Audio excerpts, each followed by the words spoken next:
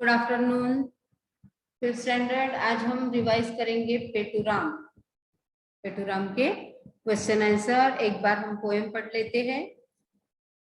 चलिए भोजन तैयार है। ये पेटूराम का चित्र देखा आपने? हाँ, देखो कितने पदार्थ खाएगा वो। आप भोजन कीजिए। मैं वो पूछता है मैं, क्या आप भोजन नहीं करेंगे? किसी ने उनको पूछा। आज मेरा उपवास है। पास्ट पता है ना सबको, तो वैसे उपवास है बोलते मैं भोजन नहीं करता।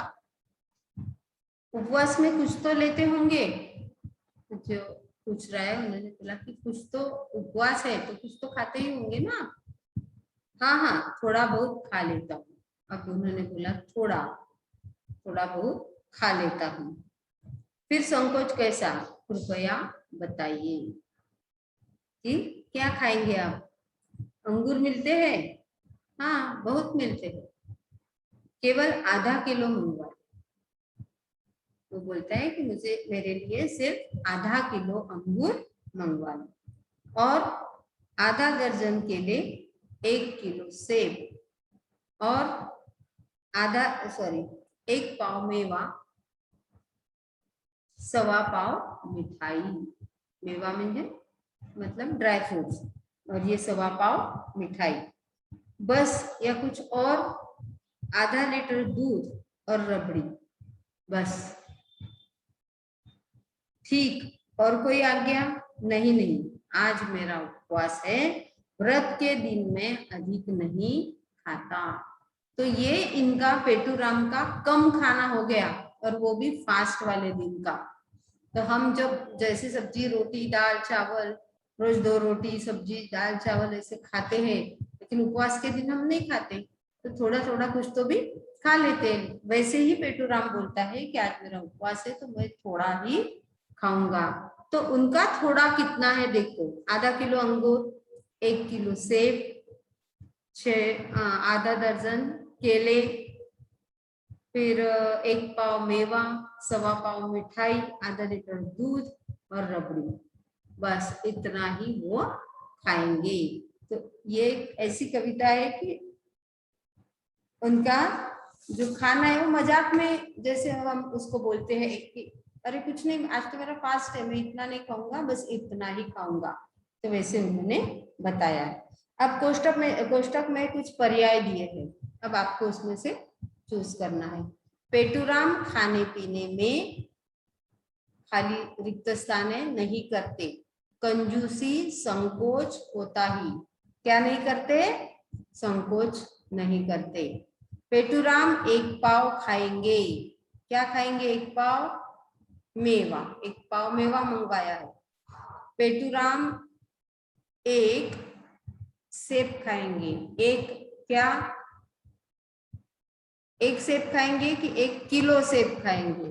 1 किलो, तो ऑप्शन में है किलो है, पाव है और शेर है, तो इसमें क्या है? 1 किलो, क्योंकि हमारे पोएम में उन्होंने बोला है कि 1 किलो सेब मंगवाओ।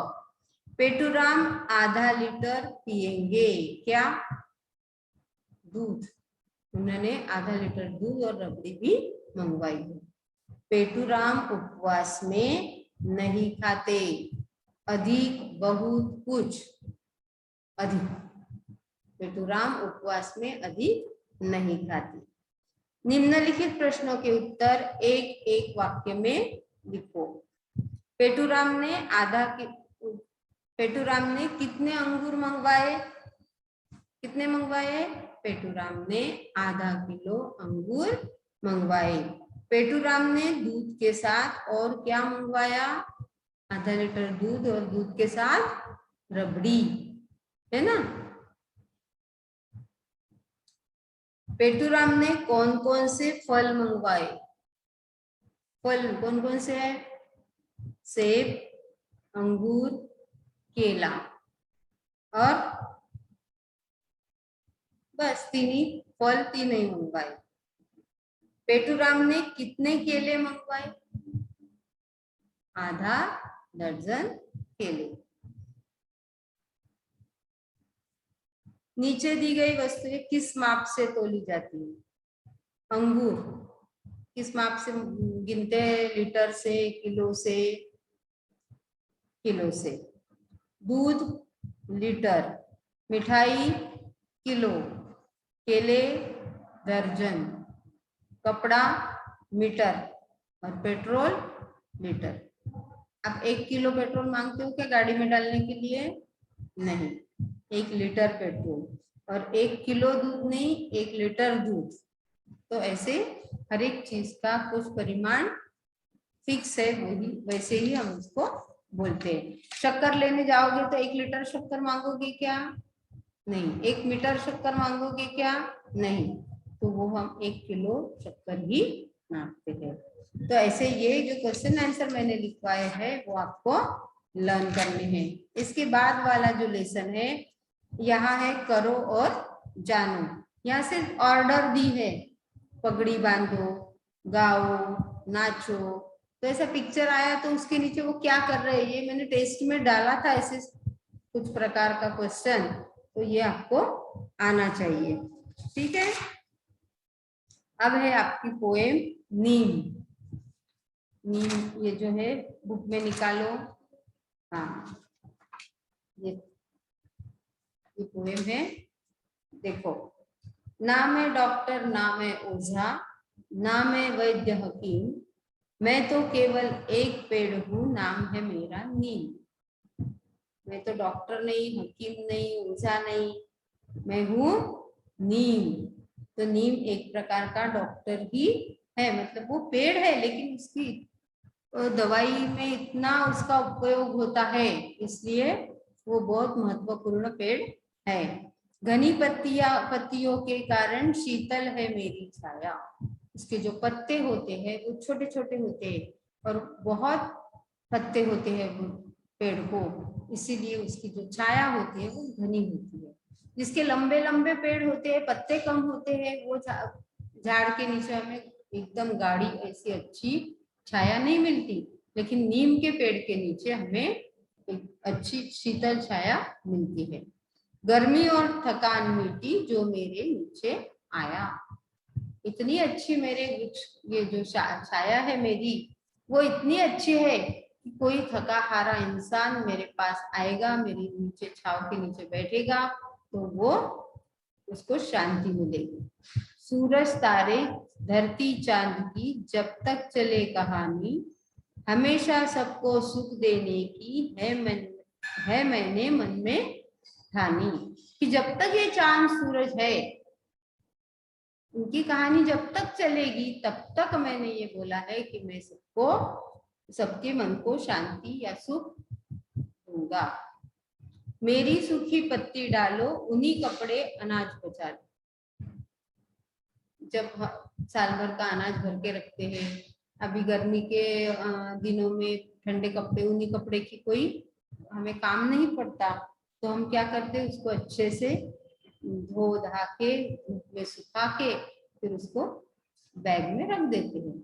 फिर भी ऐसे छोटे छोटे सिल्वर कलर के जो कीड़े होते हैं, फिश जैसे, वो कीड़े उसमें होते हैं, तो वो ना हो इसलिए नीम के पत्ते एक पतले कपड़े में बांध के बीच बीच में डाल दो, तो आपके कपड़े अनाज दोनों की सुरक्षा नीम करता है। नहीं काटना मुझ, हाँ, सूखी पत्ती के धुएं से मक्खी मच्छर दूर भगा। और ये जो नीम के सूखे पत्ते होते हैं, वो सूखे पत्ते आपने जला दिए तो उसका जो धुआं होता है उससे आपके घर की मक्खी और मच्छर दूर भाग जाते हैं। वो कड़वा धुआं होता है क्योंकि नीम कड़वा होता है, लेकिन वो दवाई में बहुत ही उपयुक्त पेड़ है। नहीं काटना मुझको तुम, मैं इतने सुख दे देता, सूरज की किरणों से मिलकर हवा शुद्ध कर देता। कि आप मुझे काटो मत, मैं आपको इतना सुख देता हूँ, तो और क्या करता हूँ, सूरज की किरणों से मिलकर हवा शुद्ध कर देता हूँ।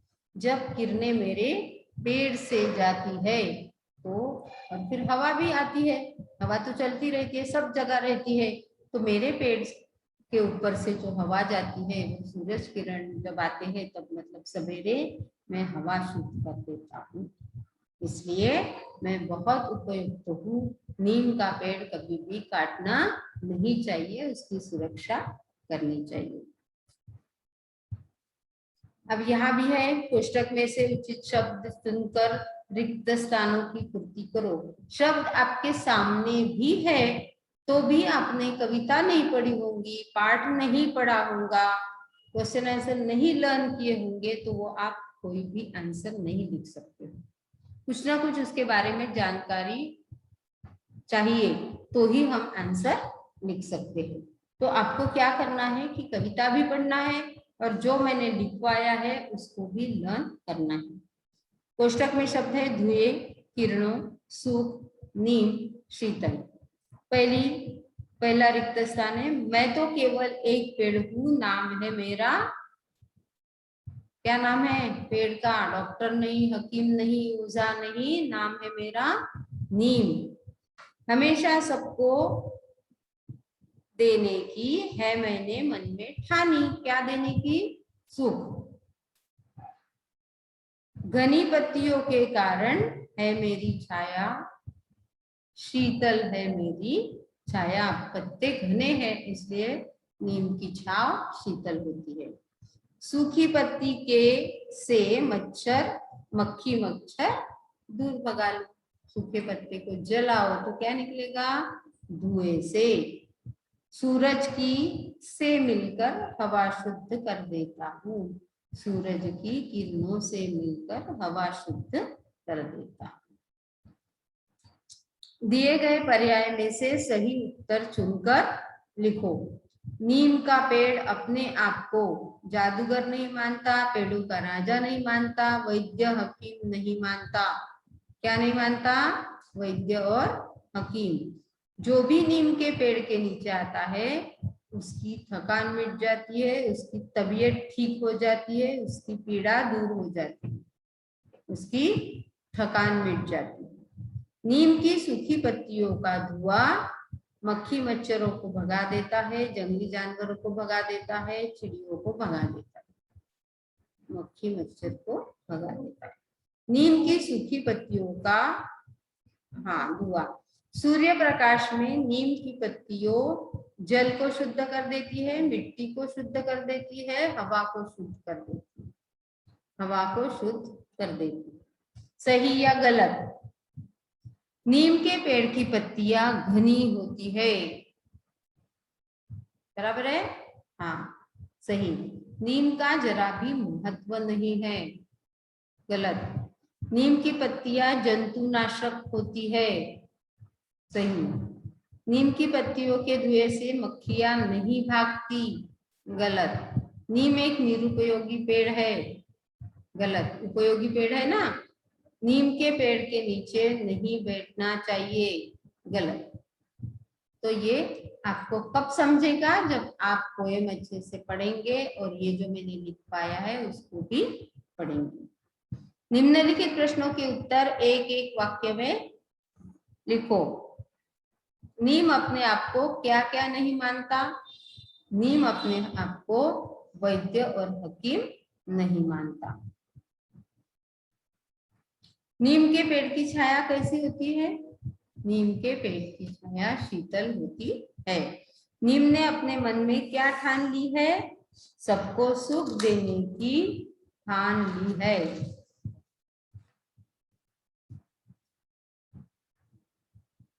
नीम की सूखी पत्तियां किसे सुरक्षित रखती है? नीम की सूखी पत्तियां ऊनी कपड़ों और अनाज को सुरक्षित रखती है। नीम के पेड़ को क्यों नहीं काटना चाहिए? क्योंकि वह हमें तरह तरह के सुख देता है, उसके हमें बहुत फायदे हैं, इसलिए उन्हें नीम को नहीं काटना है। नीम अपने आप को क्या मानता है? नीम अपने आप को केवल एक पेड़ मानता है। तो ये सब आपको लर्न करनी है, ठीक है। इसके बाद आपका एक जो लेसन बचा है गणाधन, और कौन सा है? हाँ, मित्रता, बचत और व्यायाम तो हमने दिया है। ठीक है, इसको हम रिवाइज करेंगे।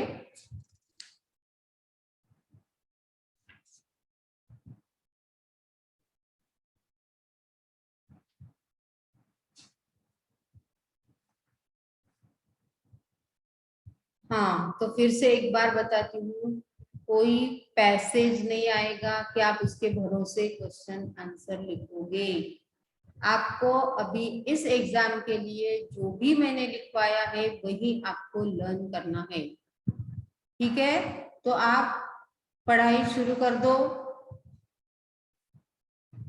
लर्न नहीं किया तो आपको कुछ नहीं आएगा, क्योंकि आपने ये इसके पहले वाले एग्जाम में क्या था कि वो एक पैराग्राफ दिया था, उसके ऊपर क्वेश्चन थे, तो आपने वो पढ़कर आंसर लिखे।